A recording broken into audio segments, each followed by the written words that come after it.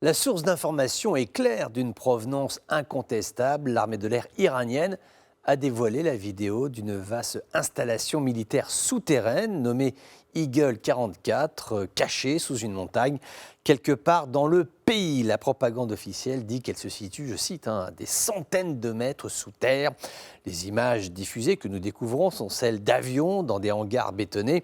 Maintenant, de là à affirmer que cela se trame à des centaines de mètres sous terre, ça voudrait dire qu'il y aurait des ascenseurs géants creusés dans la montagne pour monter et descendre ces appareils. Cela semble un peu irréaliste, du moins bien au-dessus des capacités technologiques iraniennes. Des responsables militaires ont déclaré que les avions de chasse stationnés dans cette base sont équipés de missiles de croisière. Ce que la communication officielle iranienne ne dit pas, c'est que son aviation est à bout de souffle, exsangue après 30 années de sanctions internationales. Ces derniers achats d'avions, c'était des MiG-29, ils datent de 1990. En revanche, ce qui est vrai, en tout cas, ça a été confirmé par Téhéran, une escadrille de Su-35, des chasseurs russes, va être livrée au mois de mars en Iran. Et ça, pour le coup, c'est tout à fait sérieux. Et ce sont des appareils modernes qui sont très performants. 24 unités de chasseurs bombardiers ne vont pas modifier fondamentalement le rapport de force, par exemple avec Israël, mais ça reste un gap technologique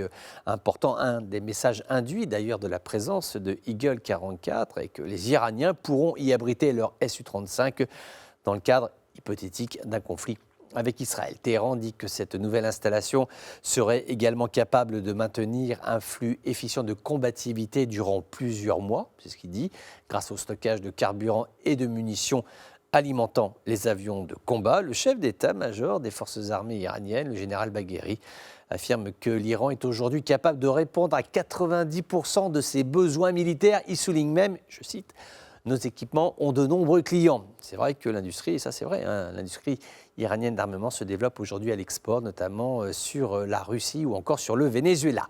La présentation de cette base souterraine intervient 2 semaines après que les États-Unis et Israël aient mené l'exercice militaire Juniper Wak, un message de puissance, de cohésion opérationnelle entre ces deux pays, Israël et les États-Unis, qui n'entendent pas assister à la montée en puissance de l'Iran en restant les bras croisés. L'Iran qui, rappelons-le, s'achemine à grands pas vers l'acquisition de la bombe nucléaire, ce qui serait hautement menaçant pour la sécurité du monde en général et pour la sécurité du Proche-Orient en particulier.